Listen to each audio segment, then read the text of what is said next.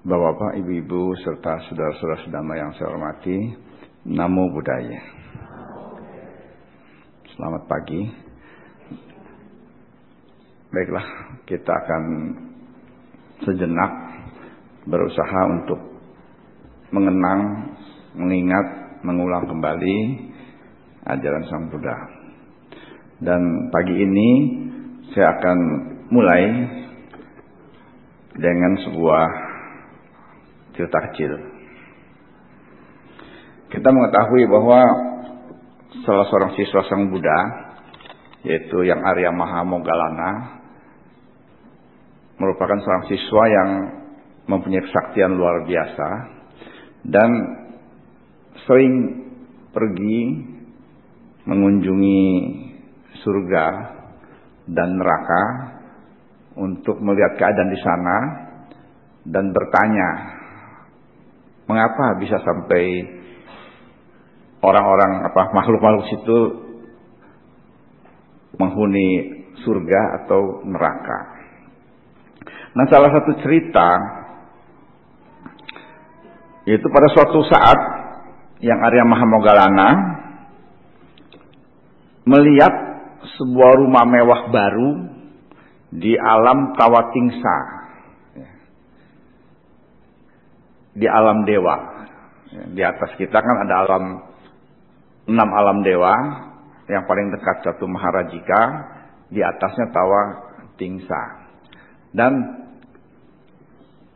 di alam dewa itu kalau sewaktu-waktu ada kejadian rumah baru, maka diketahui oleh yang Arya Mahamoggallana. Jadi suatu kali yang Arya Mahamoggallana ini melihat ada rumah mewah baru muncul di surga Tawatingsa. Tapi rumah baru itu terjadi seketika, nggak pakai kontraktor, ya. Tiba-tiba jadi aja gitu, ya. Jadi tidak ada lagi pakai pekerja bangunan, pakai bata, pakai apa, tapi tiba-tiba seketika jadi, ya. Lalu beliau bertanya kepada pemilik rumah itu, bagaimana bisa memperoleh rumah tersebut? Pemilik rumah mewah itu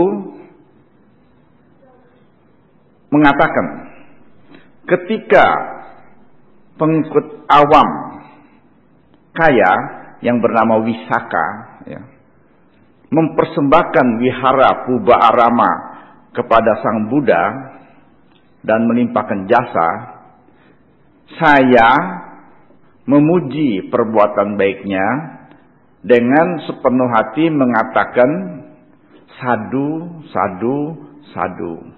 Dan perbuatan baik itulah menyebabkan saya memperoleh rumah mewah ini. Gampang ya? Cuman ngomong sadu, sadu, sadu, terus dapat rumah mewah di surga, ya. Cuman ketemu Wisakanya kapan, ya? Soalnya Wisakanya kan sekarang sudah tidak ada, ya. Jadi maksud saya adalah hanya dengan perkataan yang baik, ya, maka seseorang mendapat keberkahan, ya.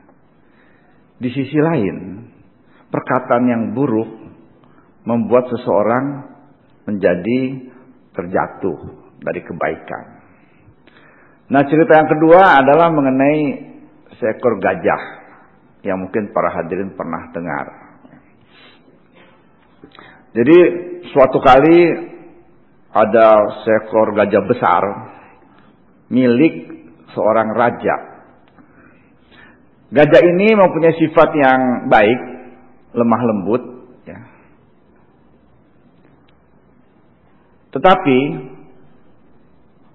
suatu waktu, ya, di dekat istalnya atau di dekat kandangnya itu tiap malam berkumpul para penjahat, ya. Dan para penjahat itu setiap malam bercerita hal-hal yang buruk.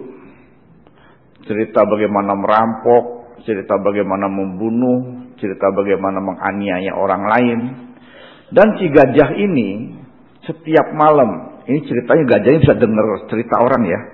Jadi ceritanya gajah ini bisa mengerti ya. Ini kan zaman dulu ya. Jadi gajah ini saban malam mendengar kata-kata, ucapan-ucapan demikian, menjadi terpengaruh pikirannya. Dia pikir inilah memang ajaran seperti ini hidup itu. Jadi bahwa hidup itu mesti membunuh, mencuri, menganiaya gitu. Sehingga sifat gajah yang tadinya halus berubah menjadi ganas dan malah membunuh orang-orang yang ingin merawatnya. Nah, raja menjadi sedih, kok gajah saya yang besar dan tadinya baik ini menjadi jahat. Ya. Oleh karena itu, raja mengirim seorang menterinya, yaitu seorang bodhisatwa ya, calon Buddha nanti ya, untuk mengobati jangan sampai gajahnya seperti itu. Nah, kemudian menteri ini menyelidiki kenapa gajah ini seperti itu.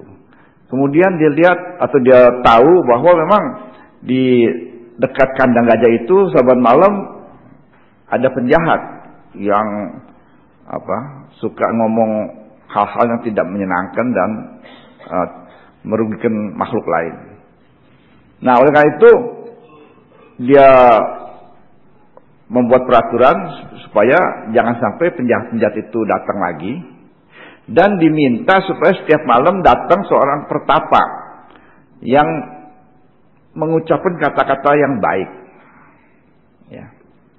Sehingga perlahan-lahan gajah itu menjadi baik kembali. Sehingga tidak lagi menjadi ganas, tidak lagi suka membunuh. Cerita ini diceritakan oleh Sang Buddha kepada seorang biku. Ya. Pada waktu kehidupan Buddha Gautama, ada seorang biku yang senangnya makan enak karena terbawa pengaruh oleh orang-orang pengikut Dewadatta. Ya. Kita tahu Dewadatta memang sifatnya kurang baik, ya. Jadi umatnya juga tidak baik. Lalu mengajak biku ini mengikuti kelompok mereka dan diajak senang-senang dan diajak makan enak. Nah, Sang Buddha mengetahui hal itu, menegur biku itu dan menceritakan bahwa kamu dulunya itu pernah terlahir sebagai gajah yang pernah terbawa oleh kata-kata yang tidak baik. Dan sekarang juga terbawa lagi. Oleh karena itu Sang Buddha mengingatkan sehingga biku itu menjadi sadar. Ya. Demikianlah para hadirin yang saya hormati. Rupanya kata-kata itu akan memberikan pengaruh yang sangat besar ya, bagi diri kita dan bagi orang lain. Ya. Seringkali kata-kata itu menyebabkan orang lain menjadi sakit hati. Ya. Tanpa sadar misalnya kita berkata sesuatu kemudian orang itu wajahnya berubah dan kita baru tahu, wah rupanya kata-kata saya menyakiti. Dan sakit hati ini bisa terbawa lama. Ya. Bisa menyebabkan persahabatan menjadi putus dan bisa menyebabkan hubungan menjadi tidak baik. Ya. Oleh karena itu walaupun sekedar kata-kata, Sang Buddha sudah menyebutkan berbagai kali, ya, sering kali Sang Buddha menyampaikan bahwa kata-kata itu sangat penting untuk dijaga. Bahkan dalam Jalan Mulia berunsur 8, kata-kata yang baik, kata-kata yang benar itu disebutkan. Ya. Kita tahu ada perkataan benar atau ucapan benar. Ya. Dan kalau kita bacakan Maha Manggala Sutta, juga ada Subhasita Caya Waca. Subhasita Caya Waca. Subha berarti indah. Ya. Waca kata-kata. Jadi berkata-kata yang baik, menyenangkan, dan bermanfaat, itu adalah berkah tertinggi atau berkah termulia. Ya. Jadi nanti para hadirin, kalau baca Mahamanggala Sutta, ingat ya, bahwa kita diingatkan untuk selalu berkata benar, berkata menyenangkan, dan berkata yang bermanfaat. Ya. Suba, sita, jaya, waca. Ya. Oleh karena itu sangat dianjurkan bagi kita ya, kalau sedang membaca Mahamanggala Sutta, sedikit-sedikit kita ingat ya kata-kata itu ya. Kan ada 36 poin. Salah satunya adalah subasita jaya waca. Ya. Bertutur kata yang menyenangkan. Jadi kata suba itu indah. Jadi berkata-kata yang indah, yang menyenangkan, yang membuat orang menjadi senang. Sekarang kalau saya tanya, kita suka nggak kalau dipuji? Kalau nggak suka kelewatan ya. Ya pasti semua orang suka dipuji, asal dipuji dengan tulus ya. Kalau kita memuji orang dengan tulus, maka orang itu menjadi senang dan tentu menjadi bersahabat dengan kita. Tapi tentu jangan muji untuk dapat keuntungan ya. Tentu pujilah dengan tulus. Itu namanya perkataan yang menyenangkan. Misalnya kalau seseorang sudah bekerja dengan baik, kita puji, bagus sekali pekerjaan kamu. Nah, itu kan benar, bukan untuk mencari muka ya. Dan bukan mendapat keuntungan, tapi itu pujian untuk membuat orang itu menjadi senang dan bersemangat. Sehingga dia akan menjadi terdorong untuk berbuat kebajikan lebih banyak lagi. Ya, ya memang sebagian orang sih suka dipuji, walaupun pujian itu tidak jujur. Ya, saudara atau para hadirin lebih suka dipuji dengan tidak jujur, apa lebih suka dicela dengan jujur? Lebih senang dengar yang mana? Lebih senang dipuji tapi tidak jujur, atau lebih senang dicela dengan jujur? Kalau dicela walaupun jujur, tapi kalau dicela kan nggak senang juga ya. Misal kamu hidungnya kurang mancung, kan nggak senang kan? Jujur, tapi kan nggak senang kan? Kalau bilang, oh kamu kelihatannya cakep hari ini, padahal lagi lecek, tapi kan senang nggak? Senang, ya. Jadi itulah sifat manusia ya. Jadi lebih senang dipuji walaupun tidak jujur daripada dicela walaupun jujur. Tapi kalau Sang Buddha tentu tidak demikian. Sang Buddha melihat kalau kata-kata ini benar, bermanfaat, walaupun tidak menyenangkan, Sang Buddha akan katakan. Ya. Jadi Sang Buddha kadang-kadang menegur para biku. Kamu sebagai biku harusnya tidak boleh begini. Buat biku yang mendengar tidak menyenangkan. Tapi Sang Buddha harus katakan. Ya. Walaupun kebanyakan kita lebih suka dipuji walaupun tidak jujur. Ya. Maka biasanya ada orang begini. Misalnya ada seorang tante-tante. Ya. Terus ketemu orang. Terus si tante ngomong sama si orang baru ketemu, bagaimana keadaan saya hari ini? Yang bertanya lagi, tante mau saya jawab jujur apa nggak jujur? Yang nggak jujur aja deh. Wah kalau yang nggak jujur saya jawabnya gini, oh tante cantik sekali hari ini. Wah senang kan dengannya kan? Padahal nggak jujur. Udah tahu nggak jujur tapi senang. Ya. Apalagi kalau jujur. Ya, oleh karena itu para hadirin yang saya hormati, kalau ada orang yang sudah berbuat baik, sudah bekerja baik, pujilah dengan jujur. Dia akan senang dan dia akan berbuat baik. Itu seperti juga bola ditepuk, ya. Jadi kebaikan itu kalau kita tepuk-tepuk, kebaikan itu akan bertambah. Tapi kalau ada suatu kebaikan dibiarkan, ya ketika saya berbuat baik tapi nggak ada yang puji ya, akhirnya lesu. Sebetulnya mesti nggak begitu, tapi namanya manusia ya begitu, ya senang diberi satu harapan, senang dipuji supaya semangat untuk kebaikan. Jadi orang mau berbuat baik aja juga mesti didorong, ya. Mestinya sih enggak kan? Kalau semua orang sudah tahu berbuat baik itu bagus, tidak usah didorong juga dia sudah berbuat baik. Tapi kalau kebanyakan orang itu harus diberi dorongan supaya semangat. Ya, jadi oleh karena itu kalau ada sesuatu yang baik, pujilah dengan tulus.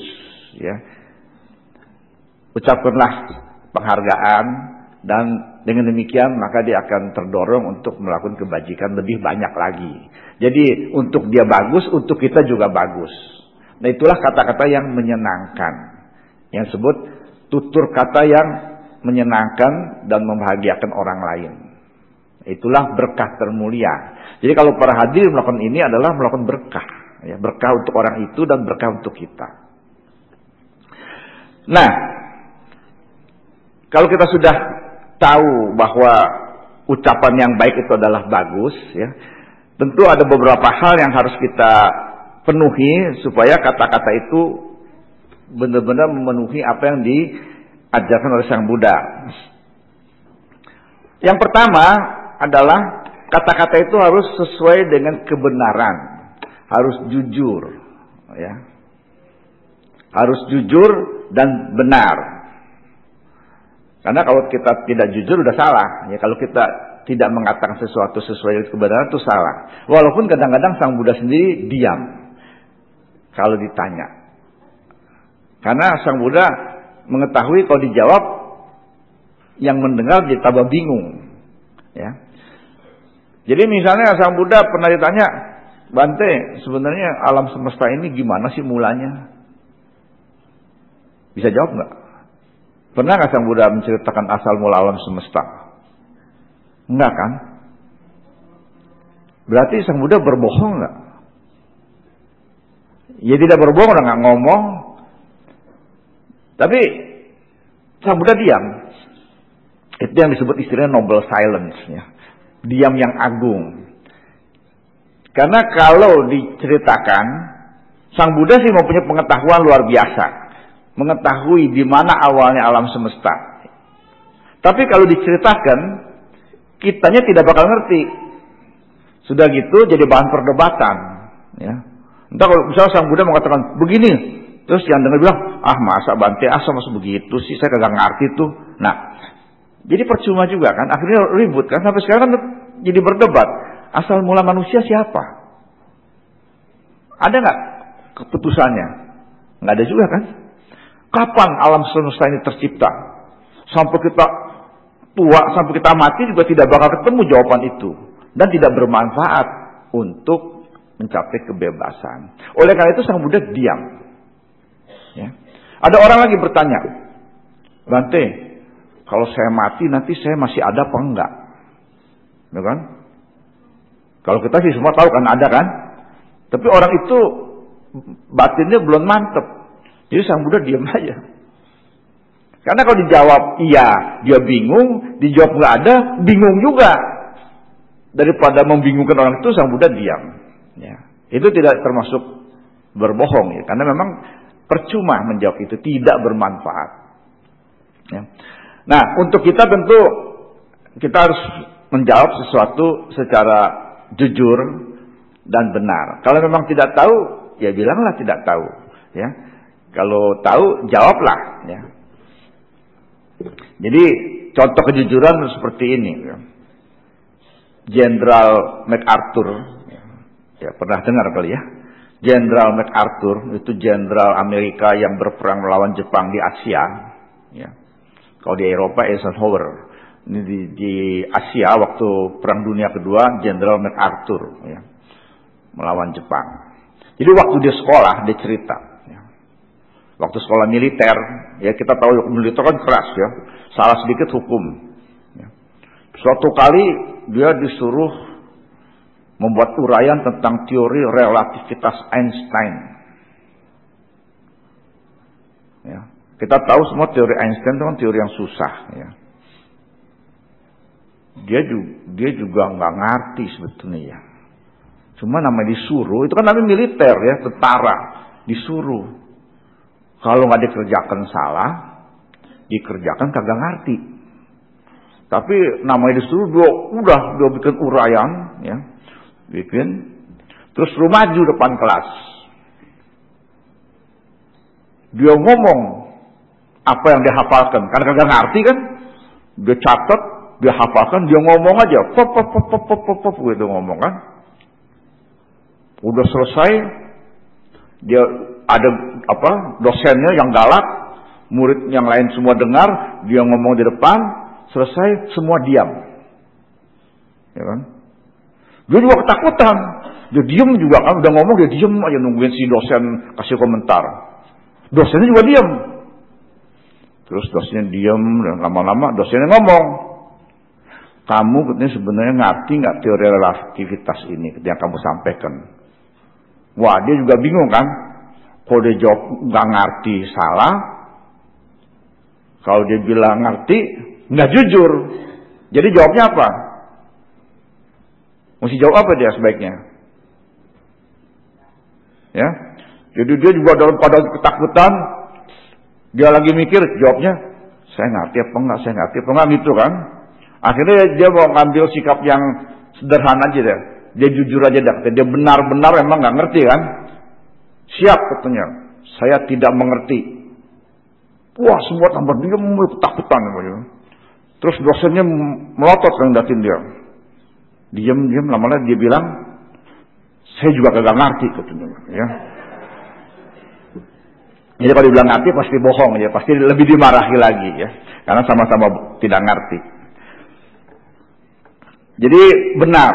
Nomor satu dari perkataan kita harus benar, jangan salah, jangan berbohong. Ya. Yang kedua, kata-kata itu jangan menyakiti. Ya. Tanpa sadar kadang-kadang kita suka mengeluarkan kata-kata yang menyakiti. Menyakiti misalnya, katakanlah kita ngomong sama orang, kamu emang orang nggak bener, emang turunan kamu orang nggak bener gitu kan, susah gitu ya. Memang turunan kamu turunan nggak bener, bapak kamu nggak bener, nenek kamu nggak bener, nenek moyang kamu juga kagak bener gitu ya. Pernah nggak kita mendengar kata-kata gitu? Emang kamu dasar orang nggak bener, turunannya kagak bener gitu kan, pernah begitu ya. Itu kan menyakiti ya. Emang bener begitu? Ya siapa yang tahu. Tapi kalau kita sudah mengeluarkan kata-kata seperti itu, kadang-kadang suami istri juga gitu kan, dasar kamu bapak yang nggak bener sih gitu kan. Kadang-kadang begitu, mudah-mudahan di sini enggak. Tapi bisa terjadi kata seperti itu. Dasar orang nggak bener, turunan nggak bener, ya. Kamu memang menantu yang tidak berbakti. Kamu memang apa begitu ya. Nah, kata-kata yang menyakiti itu harus dihindarkan karena itu membuat orang menjadi kecewa dan merusak hubungan dan tidak ada gunanya. Ya. Kalaupun benar, tetap aja tidak ada gunanya itu diucapkan. Jadi itu tidak termasuk kata-kata yang baik, kata-kata yang benar. Jadi janganlah mengucapkan kata-kata yang menyakiti kepada orang lain. Ya, itu yang kedua. Ya, Sang Buddha mengatakan bahwa kita terlahir dengan kampak ya. Kita terlahir dengan kampak di mulut, yang kalau tidak hati-hati, maka kampak itu bukan kampak merah ya. Ya maksud kampak itu pakai kampak merah itu ya, kampak buat motong kayu. Itu bisa memotong dirimu sendiri dan orang lain. Kapak ya. Nah, kapak itu zaman dulu itu merupakan satu benda yang sangat berguna ya. Sekarang sih kita barangkali banyak anak kecil nggak tahu kampak ya.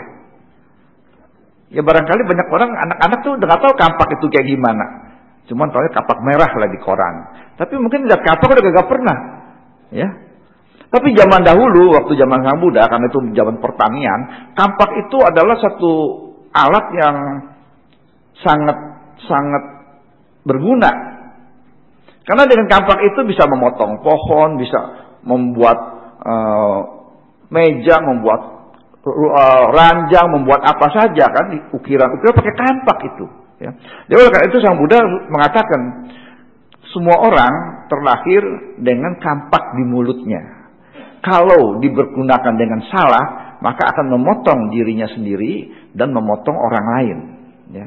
Jadi sedemikian ditekankan oleh Sang Buddha bahwa mulut itu sangat berbahaya. Ya. Nah, jadi itu yang kedua, jangan mengeluarkan kata-kata yang menyakiti. Ya. Yang ketiga, janganlah mengeluarkan kata-kata yang kasar. Ya. Kata-kata yang kasar. Banyak orang yang secara tidak sadar karena mungkin ya terbiasa ya, itu mengeluarkan kata-kata yang kasar. Ya. Misalnya ada orang sahabat ketemu hal yang tidak menyenangkan, ngomongnya apa? Monyet begitu kan. Sahabat ketemu hal yang tidak menyenangkan, monyet. Jadi nanti anaknya begitu, nanti anaknya ketemu hal yang tidak menyenangkan bilangnya monyet, bapak monyet, begitu ya. Karena apa? Karena terbawa ya. Jadi kata-kata yang kasar itu dicetuskan oleh seseorang, terdengar sama orang lain, nanti orang lain akan membalas pada dirinya sendiri. Kalau kita ya sering berkata kasar, maka orang lain juga akan berkata kasar pada kita. Tetapi kalau kita tidak pernah berkata kasar, maka orang lain juga mau ngomong kasar sama kita juga kan nggak enak kan? Sama. Jadi kalau kita dikenal sebagai orang yang suka memaki orang, maka orang akan memaki kita dengan mudah. Dia juga suka maki katanya. Apa salahnya saya maki dia? Tapi kalau kita orang yang tidak pernah memaki orang, selalu berkata dengan halus sopan, kan orang susah mau memaki kita. Kalau kita memang nggak salah, ya. Jadi gaya bahasanya juga akan beda dengan orang-orang yang suka memaki, ya. Oleh karena itu, yang ketiga dari perkataan benar ini adalah jangan berkata kasar, ya, termasuk memaki, mencela,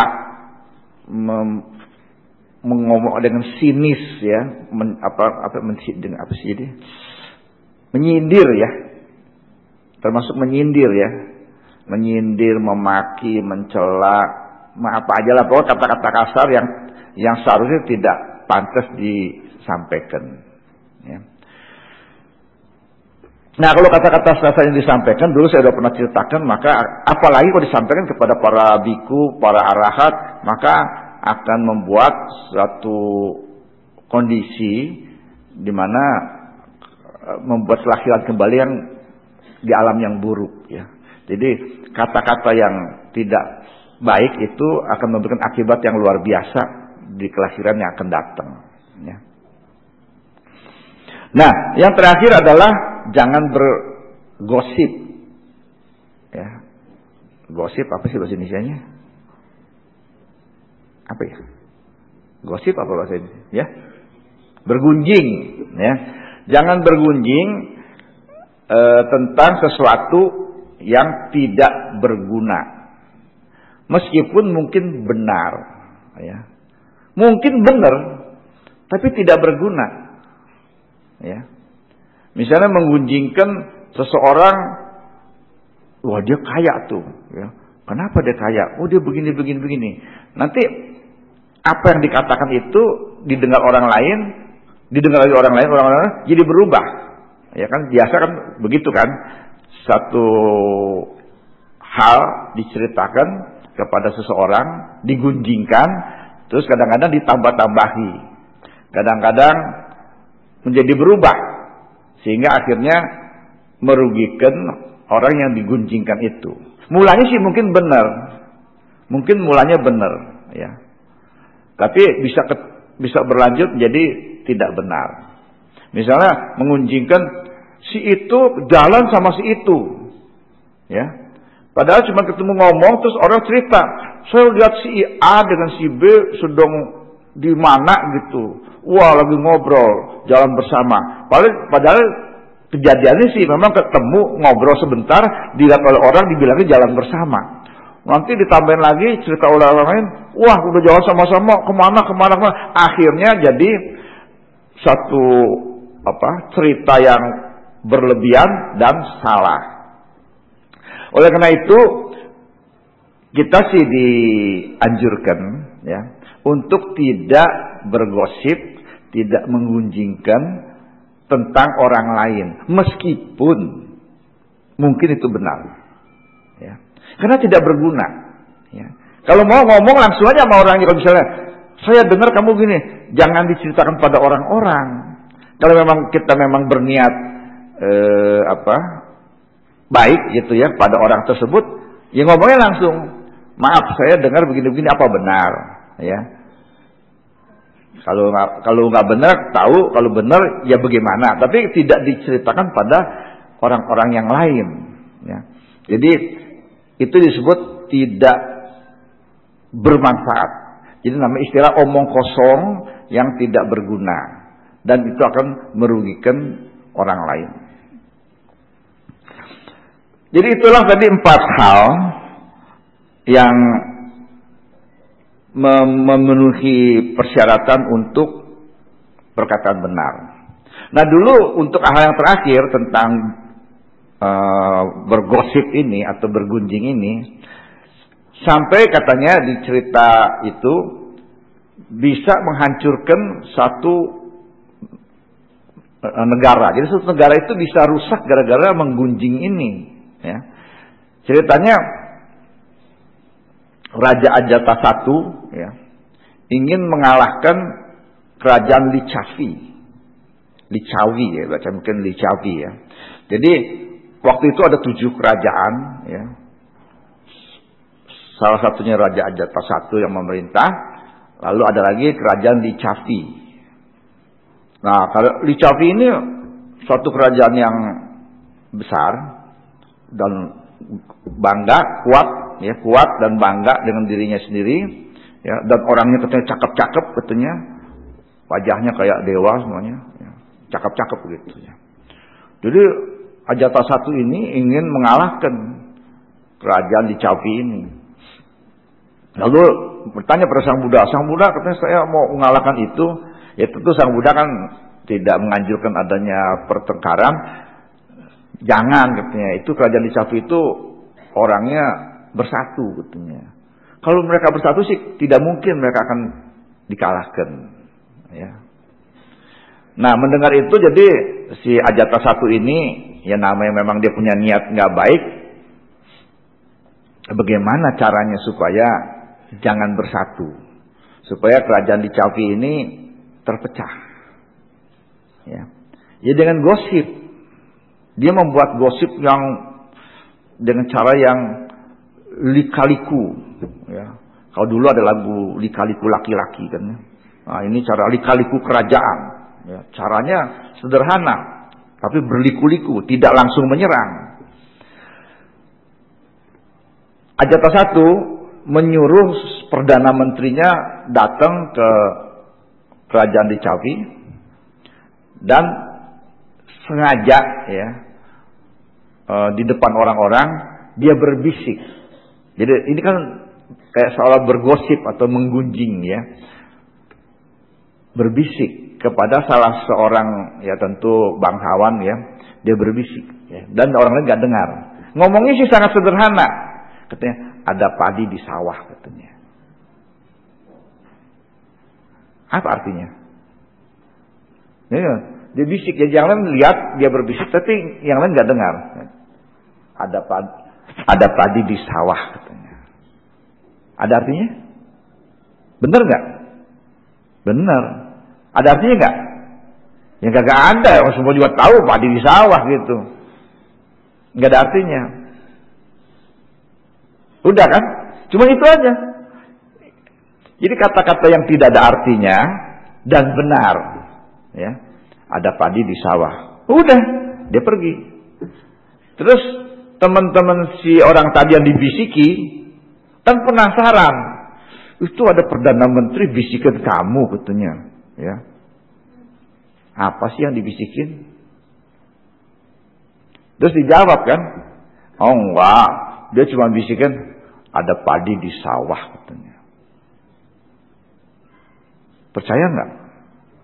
Temennya pada nggak percaya.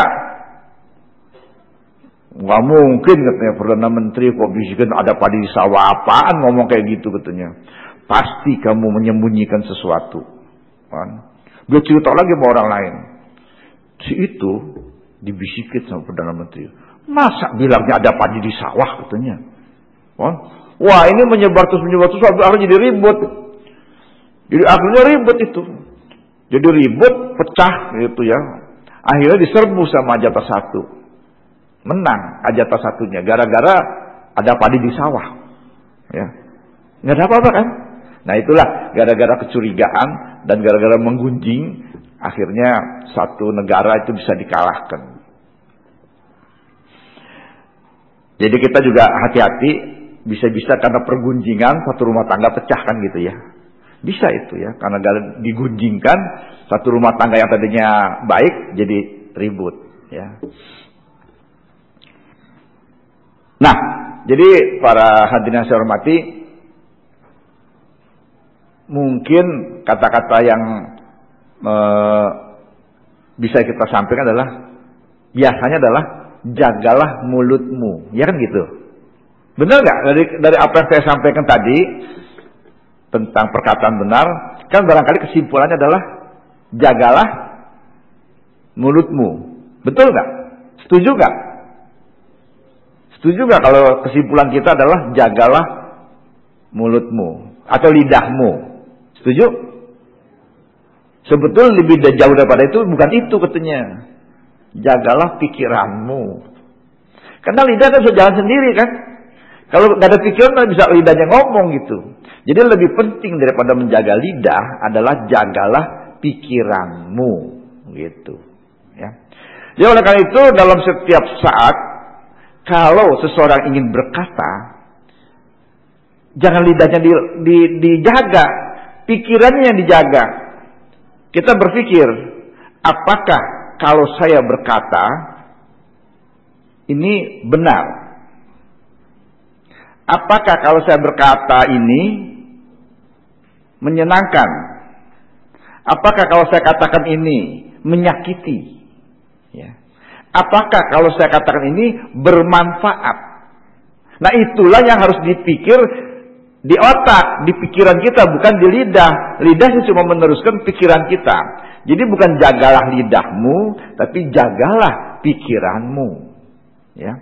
Jadi setiap ada pergunjingan, setiap ada percakapan kita selalu menjaga pikiran kita. Benar nggak? Menyakiti nggak? Menyenangkan tidak? Bermanfaat tidak? Gitu kan gampang ya. Jadi setiap saat ikutilah petunjuk Sang Buddha ini. Apakah benar? Apakah menyakiti? Apakah menyenangkan? Apakah bermanfaat? Ya. Jadi oleh karena itu misalnya kepada anak-anak terutama ya, janganlah menyampaikan kata-kata yang menyakiti dan menyampaikan kata-kata yang merendahkan atau kata-kata yang kasar. Anak-anak itu akan menyerap, seperti saya katakan dulu kan, anak-anak itu mudah sekali menyerap apa yang disampaikan pada dia. Ya, kalau kita bilang kamu memang bodoh, berkali-kali kita bilang gitu. Kalau dapat nilai jelek, emang kamu bodoh. Ibumu mau bodoh, jadi kita yang bodoh kan? Ya, kamu anak bodoh, anaknya orang bodoh, jadi kita yang bodoh. Itu kan salah. Jadi anak itu jangan dibodohi. Jangan dibilang bodoh, dibilang lama-lama dia percaya dia bodoh gitu. Itu dikecilkan nilai dia. Ya. Atau kita jangan berkata di rumah itu kata-kata yang kasar, seperti misalnya saban nggak senang monyet, saban nggak senang monyet. Jadi anak jadi monyet, ya. Saban ngomong monyet, saban ngomong monyet gitu. Jadi itu akan diikuti. Ya. Jadi oleh karena itu jagalah kata-kata kita kepada orang lain dan kepada anggota keluarga kita. Ya. Jangan berbohong, jangan menyakiti, jangan apalagi membuat yang menyenangkan dan yang bermanfaat. Nah, sebagai penutup maka kita ingat bahwa kata-kata yang benar ini juga merupakan satu bagian latihan kita, ya. Dalam Pancasila kan ada kan, tidak berbohong, tidak berdusta. Ya, cuman jangan ikut yang cara yang terakhir ini. Ada umat Buddha baru jadi umat Buddha, ya. Terus dia bacakan Pancasila, ya kan? Saya bertekad melatih diri, tidak membunuh, tidak mencuri, tidak berbuat asusila, tidak apa lagi? Tidak berdusta, tidak minum minuman keras. Begitu dia baca, wah, kalau gitu saya banyak melanggar ya. Susah juga jadi umat Buddha ya.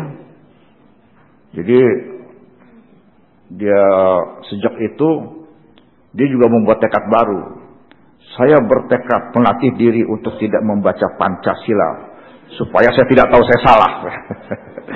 Baiklah para hadirin, terima kasih atas perhatiannya, mudah-mudahan bermanfaat. Namo Buddhaya. Ada pertanyaan, Romo yang terhormat, bagaimana pendapat Romo tentang agama lain yang mengatakan manusia pertama Adam dan Hawa? Jadi mereka berbohong karena menurut ilmu kedokteran tidak mungkin dua orang itu menjadi miliaran orang karena saudara kawin dengan saudara kandung sendiri. Terima kasih. Jadi sebagai pembicara di forum ini, saya tidak akan memberikan pendapat karena bukan otoritas saya memberikan pendapat tentang agama lain. Ya, oleh karena itu dalam kaitan dengan agama lain kita tidak akan bahas di forum ini, ya. Tetapi kalau saudara-saudara atau saya pribadi saudara mempunyai pendapat, itu sih terserah. Kita tidak membatasi mesti benar atau tidak, ya. Tetapi sebagai pembicara di forum ini, saya tidak akan memberikan pendapat tentang keyakinan agama lain.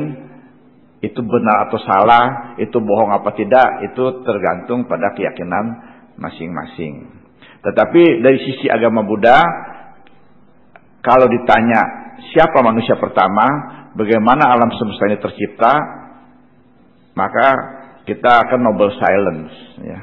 Seperti Sang Buddha lakukan, Sang Buddha tidak menjawab pertanyaan itu. Bahwa ada keyakinan lain mengatakan ini, mengatakan itu sih terserah aja masing-masing. Tapi agama Buddha tidak memberikan deskripsi awal mula alam semesta dan awal mula manusia pertama di dunia ini, ya. Walaupun dikatakan kalau diceritakan alam semesta atau yang bumi yang kita diami sekarang ini ada awalnya. Bumi yang kita diami sekarang ini ada awalnya. Tetapi alam semesta ini tidaklah hanya pada alam semesta yang kita diami saat ini. Jadi sebelum alam semesta yang kita diami sekarang ini ada, sebelumnya sudah ada lagi alam semesta. Dan sebelumnya lagi ada alam semesta lagi. Jadi itu sebagai rangkaian. Jadi yang kita diami ya, sekarang ini, bumi yang kita diami sekarang ini bukanlah bumi yang pertama, tapi bumi yang kesekian, ya.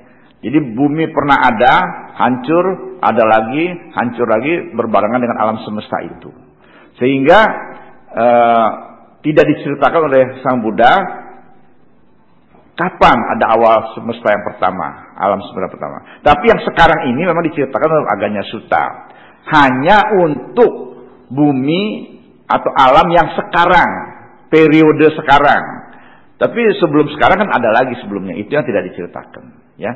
Jadi saya mohon maaf, saya tidak mempunyai otoritas atau kompetensi untuk menjawab keyakinan agama lain, benar atau tidak, bohong atau tidak, menurut ilmu kedokteran bagaimana, itu di luar forum ini. Tapi kalau kita punya pendapat masing-masing sendiri, ya silakan saja, tapi tentu tidak dibahas dalam forum seperti ini. Ya, saya kira demikian, ya.